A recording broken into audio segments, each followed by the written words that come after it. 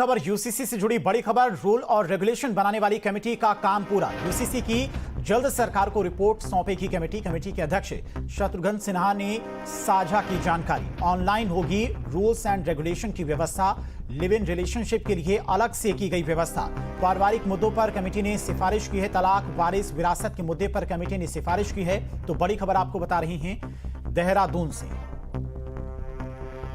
UCC से जुड़ी खबर। रूल और रेगुलेशन बनाने वाली कमेटी का काम पूरा हो चुका है। यूसीसी की जल्द सरकार को रिपोर्ट भी सौंपी जाएगी। कमेटी के अध्यक्ष शत्रुघ्न सिन्हा ने जानकारी साझा की है। ऑनलाइन होगी रूल्स एंड रेगुलेशन की व्यवस्था।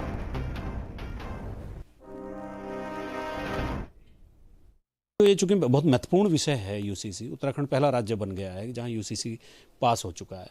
तो जो रेगुलेशंस हैं इसमें आप यूसीसी कमेटी में भी थे, तो रेगुलेशन में आपने किस तरह की सावधानी बरती है और क्या क्या प्रायोरिटीज आपकी रही है? तो जो रूल मेकिंग कमेटी है उसका मैंडेट ये था कि कोड में जो भी प्रोविज़न किए गए हैं उसको ज़मीन पर उतारने के लिए जब उसका इम्प्लीमेंटेशन हो तो व्यवस्थाएं किस प्रकार से की जाए, उसकी हमें रिपोर्ट तैयार करनी थी और इसका हमें रूल्स और रेगुलेशन बनाने थे। समिति जो बनी फरवरी के लास्ट वीक में इसकी पहली मीटिंग हुई थी और आज समिति की आखिरी बैठक हुई। समिति द्वारा जो रूल्स बनने हैं उसका ड्राफ्ट तैयार कर लिया गया है। कुछ बिंदु थे जिन पे चर्चा होनी थी आज की मीटिंग में। आज की मीटिंग में चर्चा होने के बाद वो फाइनल किए जा चुके हैं। अब उसकी प्रिंटिंग होगी और प्रिंटिंग होने के बाद रूल और उसके साथ समिति ने एक रिपोर्ट तैयार की है जिसमें कि जो मेथोडोलॉजी हमारी रही, किस प्रकार से हमने रूल तैयार किया और कुछ रिकमेंडेशंस हमारी हैं जो कोड के बारे में भी है, आगे आने वाले किस प्रकार से इसको इम्प्लीमेंट किया जाए उसके बारे में भी है।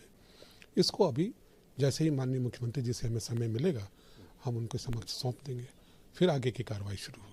व्यावहारिक तौर पर जो रेगुलेशंस आपने बनाए हैं तो उनमें जैसा मैंने अभी पूछा कि प्रायोरिटी आपकी किस तरह की रही है, जैसे क्या ऑनलाइन सर्विसेज के माध्यम से जो लोग हैं उसका कानून का फ़ायदा उठा सकते हैं, उसमें क्या क्या मैकेनिज्म आपने रखा है जिससे लोगों को उसका लाभ मिले?